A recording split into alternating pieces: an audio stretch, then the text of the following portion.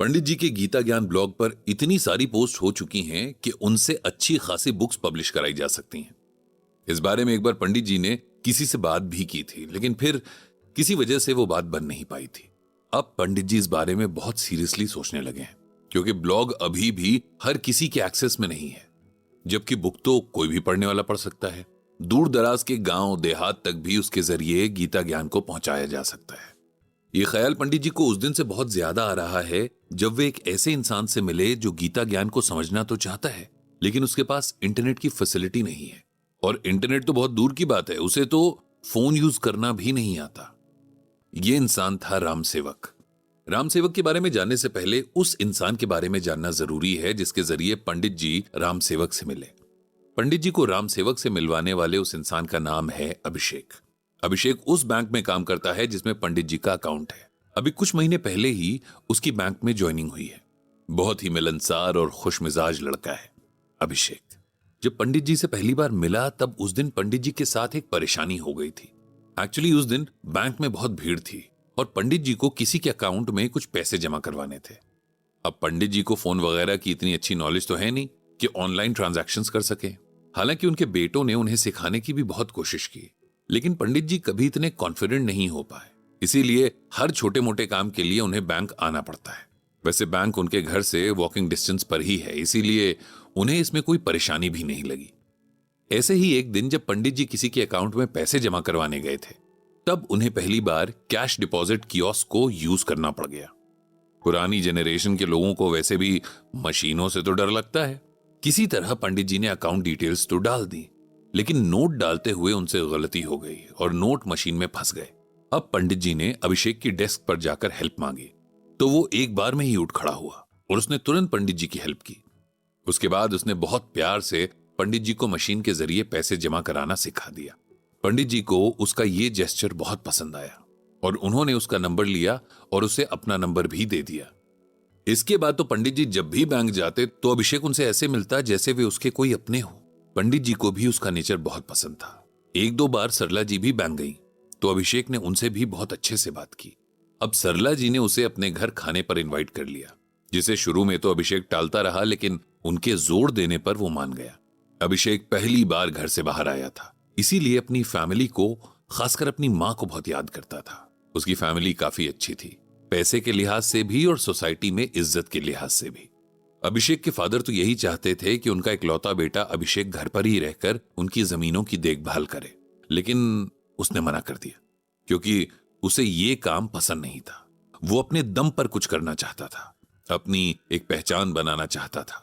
उसकी खुशी के लिए उसके पेरेंट्स ने भी उस पर कभी प्रेशर नहीं डाला, लेकिन एक शर्त के बाद उसे दूसरे शहर आने दिया कि रामसेवक उसके साथ रहेगा। रामसेवक लगभग 50 साल का था और अभिषेक के दादाजी को लावारिस हालत में तब मिला था जब वो मुश्किल से 7-8 साल का रहा होगा। बहुत पूछने पर भी उसने ना तो अपना पता बताया, ना माँ बाप का नाम। उन्होंने पुलिस और न्यूज़पेपर के जरिए माँ बाप का पता लगाने की बहुत कोशिश की, लेकिन कुछ पता नहीं चला। तब उन्होंने इस बच्चे की देखभाल खुद ही करने का फैसला किया। बहुत कोशिश के बाद भी वे रामसेवक के मन में पढ़ाई के लिए इंटरेस्ट पैदा नहीं कर पाए, इसीलिए हार कर उन्होंने उसे नौकरों की देखभाल के काम पर लगा दिया। रामसेवक घर के मेंबर की तरह ही था। अभिषेक के फादर के साथ बड़ा होता गया। घर के हर मेंबर के लिए वो बहुत रिस्पेक्ट रखता था।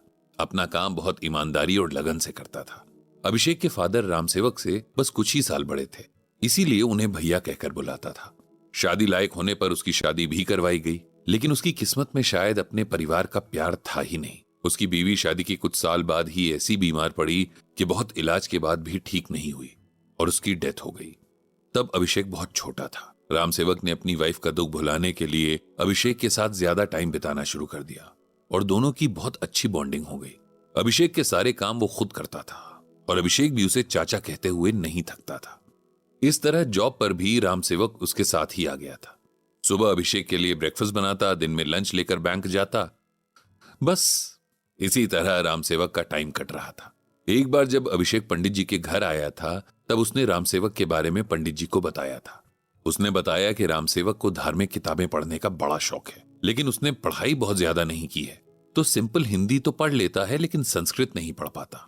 और गीता ज्ञान की जो हिंदी किताबें अभिषेक उसके लिए लाया, उसमें भी इतनी शुद्ध हिंदी होती है कि उसे समझ नहीं आती। अभिषेक बैंक के बाद इतना थक जाता है कि उसके पास राम सेवक को इन किताबों में लिखी बातें समझाने का टाइम नहीं होता। पंडित जी जानते थे कि ये एक असल प्रॉब्लम है। अभी भी हमारी सोसाइटी में ऐसे बहुत लोग हैं जिन्हें इंटरनेट का इस्तेमाल करना नहीं आता, और उनके लिए कई बार आसान भाषा में कुछ पढ़ पाने और समझ आने लायक लिटरेचर मौजूद ही नहीं होता है। पंडित जी ने अभिषेक से कहा कि वो राम सेवक से मिलना चाहेंगे। अभिषेक इस बात के लिए खुशी खुशी तैयार हो गया।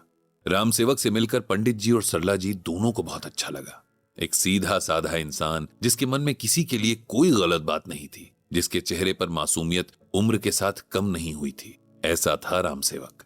पंडित जी ने राम सेवक को अपने गीता ज्ञान ब्लॉग से एक दो पोस्ट पढ़कर सुनाई और कहा कि अगर इस तरह की सिंपल लैंग्वेज में गीता ज्ञान के बारे में कोई बुक हो तो क्या लोग उसे पढ़ना पसंद करेंगे।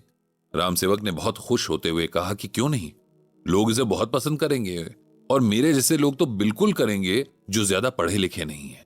इस बात पर पंडित जी ने राम सेवक को कहा कि कभी भी खुद को किसी से कम न समझे, बल्कि जो क्वालिटीज उसके अंदर हैं उन्हें तो भगवान बहुत पसंद करते हैं। उन्होंने राम सेवक को भगवान की गीता में कही ये बात बताई, ये तु धर्म्यामृतमिदं यथोक्तम पर्युपासते श्रद्धाना मत परमा भक्तास्ते अतीव में प्रिया। भगवान कहते हैं कि हे अर्जुन, जो इंसान मेरे बताए रास्ते पर चलते हैं ऐसे भक्त मुझको बहुत प्रिय होते हैं। इस दुनिया में ऐसा देखा जाता है कि लोग भक्ति तो करते हैं पर साथ साथ जाने अनजाने में बुरे काम भी करते हैं। इस दुनिया में पाप करना बहुत आसान है और पुण्य करना बहुत मुश्किल है। लोग पुण्य तो बहुत करते हैं लेकिन पाप को छोड़ते नहीं, इसीलिए पुण्य को जितना फल मिलना चाहिए उतना मिल नहीं पाता। जिस इंसान का मन किसी भी तरह के बुरे विचारों में नहीं फंसा हुआ, जो किसी का बुरा नहीं करना चाहता, वही इंसान मेरा सबसे प्यारा भक्त है। पंडित जी ने राम सेवक से कहा कि जैसा साफ और सादा उसका मन है उसे वैसे ही बनाए रखें। इसके बाद उन्होंने भगवान से सबको सद्बुद्धि देने की प्रार्थना की।